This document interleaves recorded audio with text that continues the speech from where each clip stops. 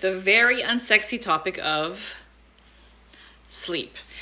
I know it's not something that we want to talk about. It's not something that we focus on, but it's also what tends to be the thing, or one of the things that are crucial for our progress, our healing, our recovery, so that we can become optimal, that we don't talk about. Even when you're weight loss, if weight loss is your goal and it's stuck, we don't even think about our sleep and how relevant it is to our sleep. Now, here's the thing. Before I go into all the reasons, and I'm not going to lecture you on all the specifics and all the science behind it, but I'll tell you this. If you're here on my page, odds are you are in your 40s, 50s, maybe 35 plus, and you're a woman that's really busy trying to get everything in, and you're just feeling fatigued all the time. You may be a little stuck in your journey. You're maybe not seeing the light in what you're doing, or you want to do all the things, but you don't have the energy to do all the things. So let me say this one thing.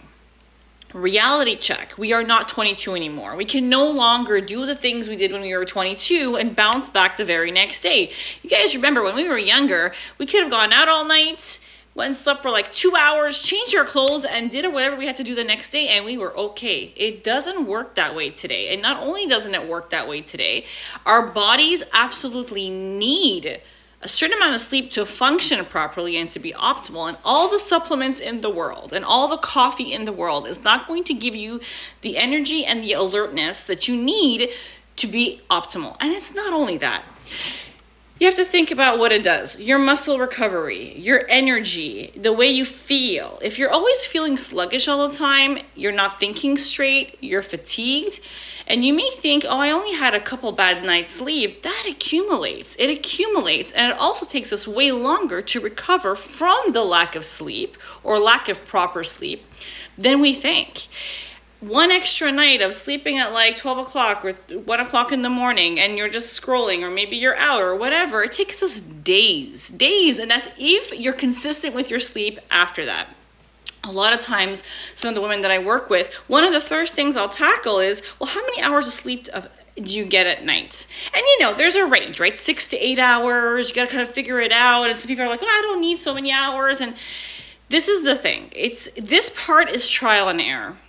I know for myself, it took months to test things out, to figure out what my sweet spot is. I know that my absolute sweet spot is 7 hours. I get more, I kind of feel like I need more, and I feel a little bit more sluggish, and sometimes it feels good, but on the regular, I need 7 hours. I get less than that, especially if it's under the 6 hour mark. Oh my goodness. I know my energy is to the pits. So the entire day, the day after, it takes me time. I'm not optimal. I'm not in the best mood. I might have a headache. My energy is not great. All of the things. Now, before I started paying attention to the sleep, what was happening was I was always feeling a certain way. I knew I was feeling tired a lot or sluggish a lot, and that was me. Right? Until I started really focusing on the sleep. And I can't tell you how many women I work with that when they start focusing on their sleep and finding their optimal hours that's good for them. And for me, it's 7 hours. But doing that consistently over a span of a few weeks, the difference it makes, not only in their energy levels and in the way they feel and their ability to concentrate, but if they were on a weight loss journey, it starts unblocking things if they've been doing all the things but not getting in the sleep that they need.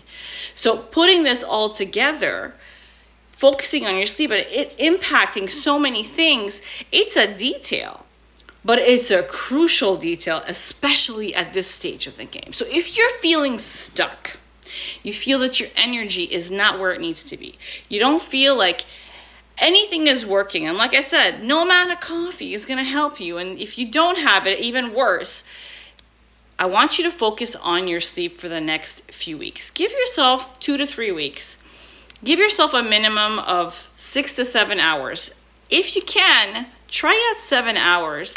Move up to 8 if you need to. Go down to 6 if you want to experiment. But I find a lot of women also hover around the 7 hour spot. And you might think to yourself, how am I going to get in 7 hours? Work it backwards.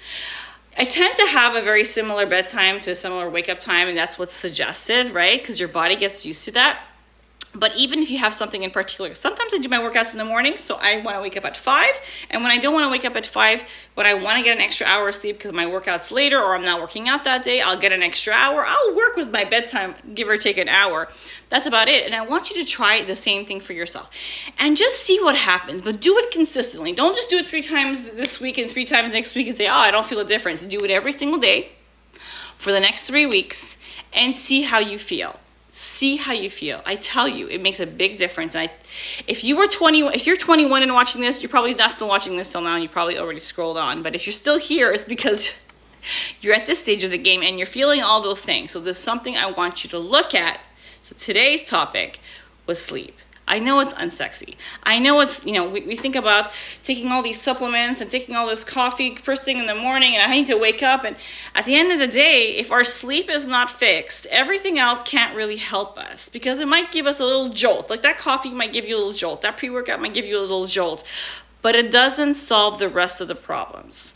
So you want to tackle all of those things. Try working on your sleep first and see what happens. Try it. Let me know here. And let me know, how many hours of sleep do you typically get? Is it good, or do you think you need more?